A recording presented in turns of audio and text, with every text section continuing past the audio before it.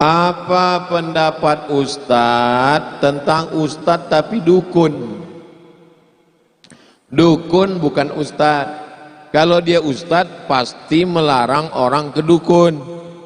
Jadi penggunaan kata Ustadz ini di Indonesia salah. Saya dulu nggak pakai titel-titel itu Kiai.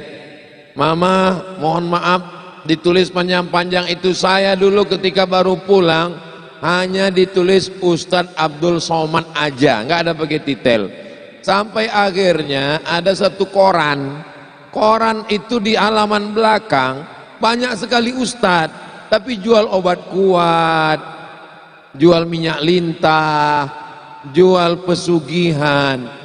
Jadi saya khawatir nanti saya diundang untuk ngasih pelet, untuk nyari benda keramat, karena mereka tidak bisa membedakan mana ustadz, mana dukun, mana kiai yang benar, mana kiai KW, bajunya kiai isinya klinik. Maka itulah asal muasal ditulis detail-detail itu. Nah, mohon maaf. Nah, ini tentang masalah dukun. Jangan bilang orang pintar, jangan panggil dia kiai, jangan panggil dia ustadz, panggil dia dukun, pengikut setan. Man ata kahinan, siapa yang datang ke dukun, fasaddaqahu bima yaqul, percaya pada ucapan dukun, falam tuqbal lahu salatun arba'ina lailah, tidak diterima salatnya 40 hari 40 malam. Man ata kahinan, siapa yang datang ke dukun, fasaddaqahu bima yaqul, percaya pada ucapan dukun, faqad kafara bima unzila ala Muhammad, maka kafirlah dia terhadap Al-Quran yang diturunkan kepada Nabi Muhammad sallallahu alaihi wasallam. Yang sudah pernah ke dukun, bertaubat, mandi taubat, sholat sunat taubat, jangan datang lagi. Taubat nasuha. Dukun-dukun segera bertaubat, tutup kios dukunnya. Dulu kita datang ke dukun, sekarang dukunnya yang datang. Ketik rek spasi dukun, kirim ke 9090. Mudah-mudahan bangsa Indonesia, umat Islam sedunia diselamatkan dari dukun. Bagaimana hukumnya meminjam uang di bank keliling untuk kebutuhan sehari-hari? Riba. Pinjam 100 bayar 120. Segera berpindah ke bank syariah yang sudah ada fatwa DSN, Dewan Syariah Nasional. Ada murabahah, ada mudharabah, ada wakalah, ada hiwalah, ada bagi hasil. Adapun konvensional, apakah bank keliling, apakah kredit, maka riba. Efek riba 5. Pertama, alladzina ya'kuluna riba, orang yang makan riba, la yaqumuna illa kama yaqumul ladzi yatakhabbathu syaitanu minal mas, nanti bangkit di padang mahsyar, bangkit dari kubur seperti orang kerasukan setan kesambet. Yang kedua, rajulun as'as aghbar, ada orang rambutnya kusut berdebu, yamuddu yadaihi ilas sama, tangannya dia tengadahkan ke langit berdoa, ya Rabb ya Rabb, doanya tidak dikabulkan. Kenapa doanya tidak dikabulkan? Mat'amuhu haram, makanannya haram, masrabuhu haram, minumannya haram, malbasuhu haram, pakaiannya haram, wa ghudhiya bil haram, anak-anak istri yang enggak tahu apa-apa dikasih makan haram. Anna yustajabulah, apakah mungkin doanya dikabulkan Allah? Doa tidak terkabul karena makan haram. 3, uang riba diberikan ke beras, jadi nasi, dimakan. Setelah itu berubah menjadi setetes darah, darahnya masuk ke jantung, dari jantung menyembur ke otak, otaknya kotor, nasiyatin, kadzibatin, khati'ah, ubun-ubun kotor, jahat, dosa, gara-gara darah haram yang menyembur dari jantung ke otak. 4, nasi dimakan jadi darah, darah berubah jadi daging. Ayyuma lahmin nabata min haramin, setiap daging di badan tumbuh dari yang haram, fannaru aulabih, tempatnya api neraka.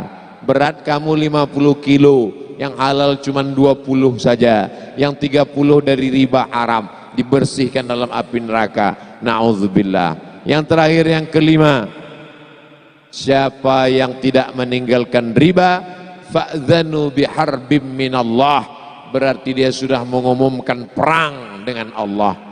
Perang dengan Rusia saja, Ukraina babak belur, apalagi perang dengan Allah Subhanahu wa taala. Mudah-mudahan Allah menyelamatkan kita dari riba. Kertas terakhir, bagaimana solusinya kalau ingin betah di rumah tapi istri suka marah-marah?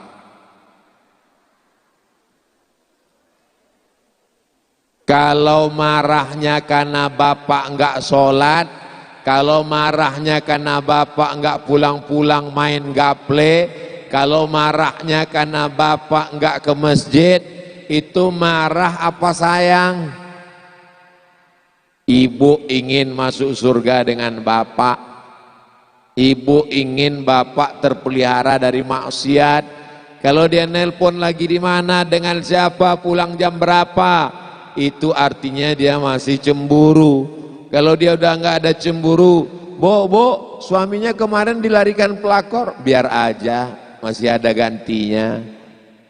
Itu yang paling mengerikan. Tapi kalau dia marah nggak tentu arah, dikit-dikit marah, mungkin kolesterolnya lagi naik, mungkin habis makan kambing guling. Maka tinggal dibawa aja ke pengajian bersama ibu-ibu di majelis taklim. Insya Allah nanti Ibu Nyai dengan Mama Dede akan menasehati mereka. Watawasau bil haq watawasau bis sabr. Jadi marah-marahnya lihat dulu, dia marah kenapa. Kalau marahnya karena niat baik, dinikmati aja, anggap aja radio rusak. Nanti bapak rindu kalau dia nggak marah. Kenapa? Karena marahnya mengandung makna nasihat. Karena marahnya nanti justru kalau dia udah nggak marah lagi, bapak nanya, kok nggak marah-marah lagi? Perasaan hari ini belum nggak ngisi absen ya? Mudah-mudahan marah kita karena Allah, bencinya karena Allah, cintanya pun karena Allah. Begitu disebutkan dalam hadis Nabi, al-hubbu fillah wal bughdu lillah. Cinta karena Allah, marah pun juga karena Allah. Yang dikhawatirkan adalah cinta karena hawa nafsu, dan marah pun juga karena hawa nafsu. Mudah-mudahan Abdul Somad kalau dia marah kepada dukun, marah kepada khamar, marah kepada korupsi, marahnya karena Allah, karena ingin amar ma'ruf nahi. Assalamualaikum warahmatullahi wabarakatuh. Ustaz. Waalaikumsalam. Saya Asep. Mohon maaf, Kang Asep inilah yang sudah punya ikatan sedunia. Abdul Somad belum ada persatuan. Asep sudah dari Pondok Sabilul Muhtadin mengenai perbedaan al-ghais dengan al-mahar. Apa beda ghais dengan mahar? Ketika Nabi sedang khutbah, tiba-tiba datang seorang laki-laki Arab Badui, halakatil amwal. Ya Rasulullah, ternak-ternak saya di kampung sudah mati, kering kerontang, kebun saya juga mati, tolong doa supaya turun hujan. Nabi tidak mengatakan amtir, tidak digunakan kata matar, tapi digunakan kata ghais. Aghithna, aghithna, aghithna, turunkan hujan, turunkan hujan, turunkan hujan. Kapan penggunaan matar? Fasa'a matarul munzarin, seburuk-buruk air yang turun sebagai azab. Amtir alaina hijaratan, turunkanlah hujan kepada kami batu. Jadi dari dua penggunaan tadi, kalau ghais itu untuk hujan sebagai rahmat, kalau matar itu biasanya digunakan untuk sebagai rahmat. Mudah-mudahan yang turun kepada kita hujan rahmat, bukan hujan. Pertanyaan anak pesantren itu ya begini, berkualitas, bergizi. Bagaimana dengan agama selain Islam yang awalnya tidak percaya pada Tuhan Esa, tapi ketika hendak meninggal mereka mengucapkan syahadat atau percaya adanya Tuhan, dan Tuhan itu Esa. Kata Imam Fakhruddin Ar-Razi, malaikat maut di keningnya tertulis La ilaha illallah. Supaya apa? Supaya semua orang yang tidak bertauhid pada saat dia mati, pas melihat kening malaikat maut, dia baca La ilaha, dan tidak perlu menggerakkan mulut. Kalau nyebut Bang Haji tetap menggerakkan mulut, bolot. Tapi kalau menyebut La ilaha illallah nggak perlu menggerakkan mulut, La ilaha. Kenapa? Karena saat sakratul maut itu berat. Maka ditulis, saking inginnya Allah, wala tamutunna illa wa antum, jangan mati melainkan dalam keadaan muslim. Makanya ketika sholat kita katakan, inna sholati wa nusuki wa mahyaya wa mamati lillahi rabbil alamin la syarika lahu wa bidzalika umirtu wa ana minal, saya ingin mati muslim. Tapi kenapa kalau mati muslim, kenapa orang muslim itu mesti bersyahadat disaksikan orang ramai di masjid?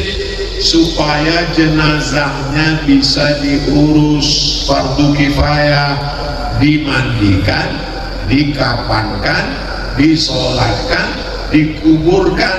Kenapa di karena nggak bisa mandi sendiri, akan dikafankan, dimandikan, disolatkan. Bapak Ibu semuanya, selesai sholat Jumat ini jangan pulang, kita tunggu ada yang mau syahadat masuk Islam. Saudaraku, sesungguhnya yang bersaksi ini adalah semua yang hadir. Gunanya untuk apa? Kalau tiba-tiba dia mati, jenazahnya jangan diurus keluarganya, tapi diurus umat Islam. Kalau sudah masuk Islam, jangan cuma dikasih kain sarung, tapi dimasukkan dalam mu'alaf center supaya dikontrol ibadahnya. Saya kalau mensyahadatkan orang, saya nanya, ini yang bertanggung jawab nemanin dia ngaji siapa? Jangan sampai dia rusak, tidak, kita bertanggung jawab di hadapan Allah SWT. Tapi seandainya dia bersyahadat menjelang matinya itu, maka insya Allah dia husnul khatimah. Allah mahtim lana bi husnul khatimah. Ustaz, gimana supaya kita husnul khatimah? Istiqomah. Gimana supaya kita istiqomah? Berjamaah. Apa nama jamaahnya? MPP. Setelah berjamaah, insya Allah istiqomah. Kalau sudah istiqomah, pasti husnul khatimah. Apa nama jamaahnya? Sabilul Muhtadin. Apa nama jamaahnya? Biker subuhan. Zuhur nggak sholat, harus salah. Assalamualaikum warahmatullahi wabarakatuh. Ustaz, semoga Allah SWT Subhanahu wa ta'ala selalu memberikan kesehatan dan dilancarkan segala rezekinya hingga akhir hayat, amin. Saya ingin tanya, sekarang zamannya sosial media, saya sering kali melihat video ceramah, tausiah, kajian berbagai ustadz, termasuk video ustadz. Alhamdulillah banyak sekali ilmu yang saya dapat. Ini mau nanya apa curhat? Tapi ayah saya pernah berkata, kalau belajar itu ada gurunya. Kalau nonton ceramah Ustaz Abdul Somad itu ada apa enggak ada? Ada kan? Saya yakin yang hadir malam ini ingin memastikan bahwa Abdul Somad itu ada di alam nyata. Jangan ngaji orangnya nggak ada. Ustaz Adi Hidayat itu ada? Ada. Gus Baha itu ada? Ada. Buya Yahya itu ada? Ada. Ngajilah yang orangnya ada. Upin Ipin ada? Saya belum ketemu. Tapi saya bilang katanya belajar agama itu harus ada gurunya, harus bersanad untuk dipertanggungjawabkan kelak. Kalau kata gurunya, saya ijazahkan kitab yang saya kaji ini kepada kamu semua, maka walaupun melalui YouTube ijazahnya diterima. Maka kita bilang qabil itu, ajaztukum jami'al marwiyati wa mu'allafati wa muhadarati. Aku ijazahkan semua ilmu-ilmu yang selama ini ku ajarkan, semua kitab-kitab yang kutulis, semua ceramah-ceramah, tausiah-tausiah, zikir-zikir, hadis-hadis. Ijazah ammah. Jawabannya qabiltu, aku terima. Bagaimana hukumnya atau pendapat Ustaz tentang hal tersebut? Iya, mesti berguru, gurunya mesti ada, dan gurunya mesti ahlu sunnah wal jamaah. Jangan berguru kepada Syiah, jangan berguru kepada Khawarij, jangan berguru kepada Murji'ah, jangan berguru kepada sekuler, jangan berguru kepada liberal, jangan berguru kepada agnostik, jangan berguru kepada ateis. Tiga, akidahnya ahlu sunnah wal jamaah, fikihnya bermazhab. Kita di Indonesia mazhab Syafi'i dengan tetap menghormati mazhab Hanafi, Maliki dan Hambali. Bertasawuf, berakhlak sunni, bukan falsafi, seperti Imam Junaid al-Baghdadi dan Imam al-Ghazali. Ihya Ulumuddin. Para habaib kita dari Habib Umar bin Hafiz yang ada sekarang sampailah kepada para habaib kita yang ada di Indonesia ini. Tiga, akidahnya Asy'ari Sunni, fikihnya Syafi'i, tasawufnya Imam Abu Hamid Al-Ghazali. Satu lagi Pak Ustaz, ya, saya ada orang yang memiliki hobi olahraga pencak silat.